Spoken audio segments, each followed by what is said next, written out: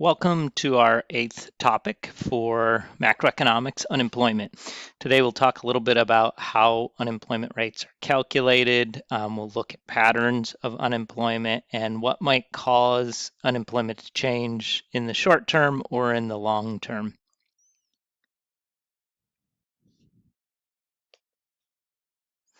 So when we talk about unemployment, we kind of classify three groups. So we look at working adults, 18 to 64, assuming that many over 65 might be retired and those under 18 are likely still in school. And we look at the number that's employed. This is an example of a point in time today. If we were to look at these exact numbers, the numbers would be a little bit different. We've had 11 million currently unemployment receiving or asking for benefits right now during this period. So there are those who are employed, those who would like to be working, who are unemployed, and those who are out of the labor force but in that age group. And so why might they be out of the labor force? There could be a number of reasons, from they retired before the age of 65, they've continued into school, much like you have after the age of 18, maybe they're a stay-at-home parent, maybe they're currently on a health leave, and so they're not able to work, or they could be permanently disabled, and so they are out of the workforce. So some places you'll see that the labor force includes those who are 16 and over. We talk about 18 and over. It only includes adults that are not already in the military and active duty or who are incarcerated. And you should know that it's those actively looking for work, those who've not given up on the pursuit of a job because they've spent a long time doing so and haven't been able to find one. The discouraged workers are those who would like to be working, but they have not looked in the past 4 weeks. And so there's often a degree of underemployment that either people are working part-time jobs, earning less than what they had in the past at their current full-time job, or they're seeking but they're no longer eligible for benefits. And in general, unemployment benefits are something you can collect for up to 6 months as you're trying to find a new job. The labor force participation looks at the percentage of people between the age of 18 to 64, 65 who could work versus so that would be 100% of that group versus those who actually would like to be or are working. And so the participation rate usually is around 2 out of every 3 adults in that age group would like to be working or are working. Slightly less than that, you can see 62.9, 62.2, and we're still in roughly that same area today in 2020.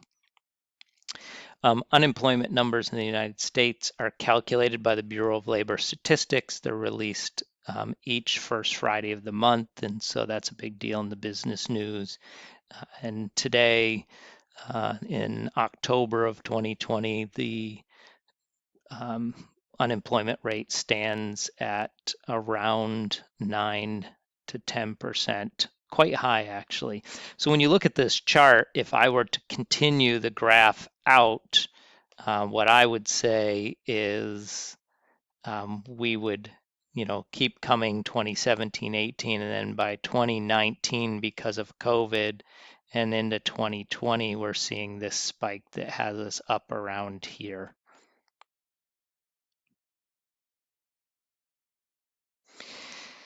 This graph, you could pause, and I would encourage you to take a little time just to look it over.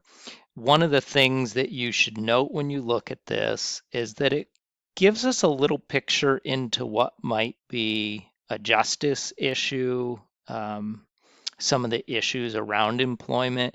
So the first graph looks at gender issues, and what you would see is that you're actually more likely to be unemployed if you're male than if you're female, but relatively those two follow the same direction and are fairly close to one another.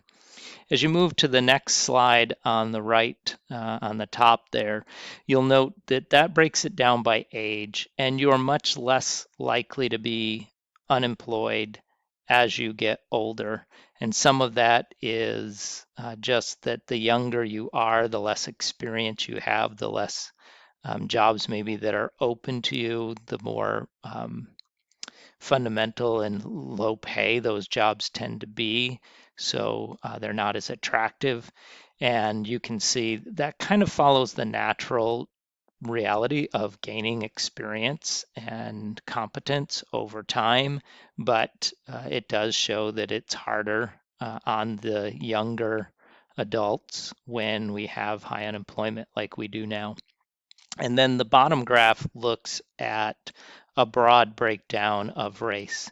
And while they follow the same general pattern, the shapes of the curves are the same. What you see is you are more likely to be unemployed if you're a Black American or a Hispanic American than if you're a white American. And that's some of the racial systemic kinds of justice issues that we need to continue to address.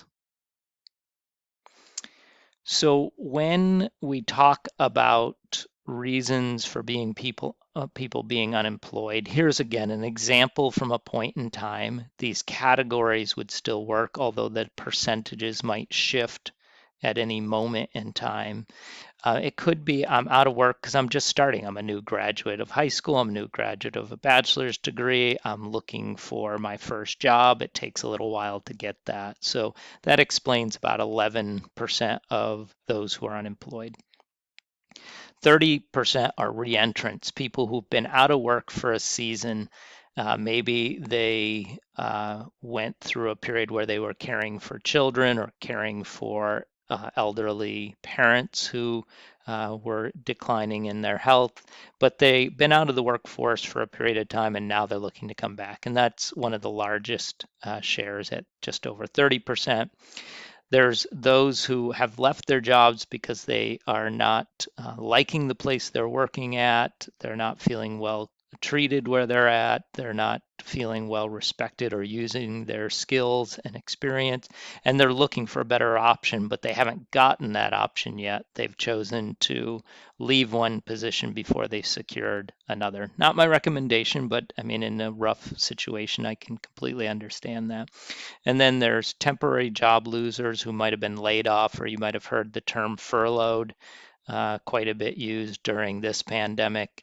And then the biggest group, 36%, are those who have been fired, dismissed, their businesses have closed, or their departments or divisions may have been shed at their company.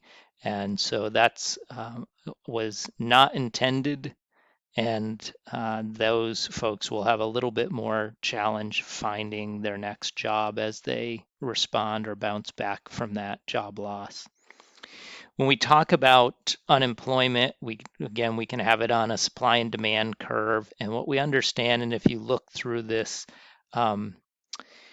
argument, it brings up something we talked about earlier, which is that if you set the minimum wage too high, there's fear that you will create more willingness to work, but less jobs, less the demand in this case is the demand for labor or the availability of jobs by employers. The supply of labor then is you and I, our willingness to work. So as you drive that wage up, we're more willing to work, but there's less jobs. And this is absolutely true. I believe this economics, but it's not the whole story, is what I believe. So you'll note my comment at the bottom that the driving of wages up also means that we have more to spend, so we have greater demand for goods and services. And in order to provide those goods and services, businesses need to actually hire people, so it can shift the curve of the demand curve to the right. So I don't think that it's a full story when you hear about unemployment due to minimum wages being raised. Again, I would encourage you to pause, read through the material at the bottom of this slide, A and B, so you can kind of follow what is happening. Um, One is a rising demand for labor, so that causes an increase in wages. But it's much harder for wages to go backwards, is what the B part is telling you. So you can kind of hold people's pay for a while, not give raises, but it's much harder to say to the labor market, to the average worker, next year you're going to earn 10% less than you did last year. And that's that idea of sticky. Again, when you see 0, 1, 2, you just keep counting. You're seeing a picture become a video, and you should pause and look through these graphs as well. They're looking at what happens to the equilibrium point in A when we keep becoming more productive. Every worker, on average, can do a lot more than they could the year before. We're more productive, so we're more valuable to our companies, and therefore we can earn more. Technology is one of the things that makes us more capable. Better experience and knowledge about how to do our job can make us more productive. The second looks at what happens when there hasn't been a lot of change in productivity, which is actually the truth in the US in recent years, is our productivity hasn't been improving like it has in the past. And that makes it difficult for wages to move even after there's an increase in productivity. Okay, so types of unemployment.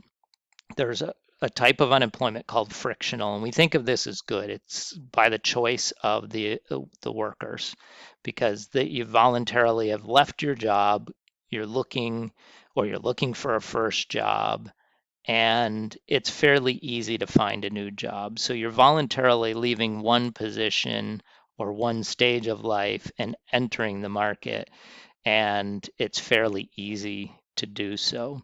Structural unemployment is more what we want to be concerned about, and this is caused by changes to the economy, so a skill set may not be in demand. And I keep thinking about truckers, one of the most common jobs in the United States today. And if we were to go to autonomous driving vehicles, it wouldn't eliminate all of those jobs, but it would eliminate a fair number of those jobs. And so that would be a kind of structural. And unemployment stats, though, and stats just tell stories. I love numbers because they tell me stories, and I know not everyone feels that way about numbers, but if you can learn to read them, they begin to tell you stories like words do.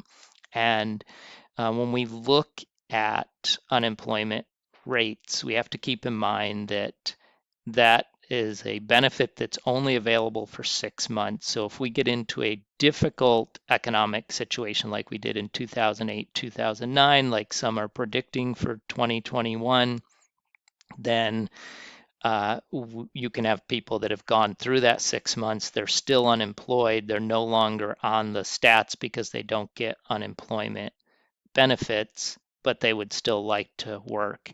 And during the recession, and we've done this a couple of times in my adult life, we've extended benefits in some cases up to 2 years for people to get retrained as there's been systemic or structural changes that have caused unemployment. And then finally, cyclical unemployment is really caused by the ups and downs of the normal business cycle. And so we expect when businesses are doing well and growing that there will be a need to hire, and so unemployment will go down. And when money is costly, when growth is harder to come by, then they won't be hiring as much, and you'll end up with higher unemployment. So when we talk about natural employment, we take frictional and structural, add them together, And we think of countries as being more developed if they have better safety nets for those who are unemployed. In the US, we have things like unemployment benefits, food stamps, support for housing, and that's an important kind of piece to helping people in difficult transitions to smooth that out a bit. Also, we need to have processes through education and retraining to help workers.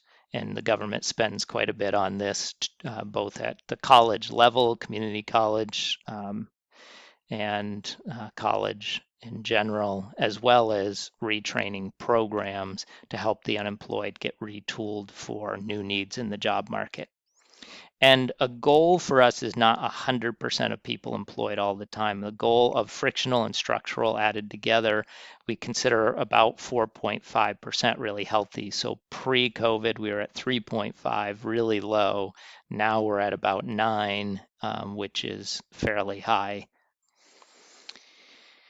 Your project, your work for this lecture, and I apologize, it went a little longer than I'd like it to, is to look at these 5 individuals and determine which of the 3 types of unemployment each one represents. So is it frictional, structural, or cyclical back here?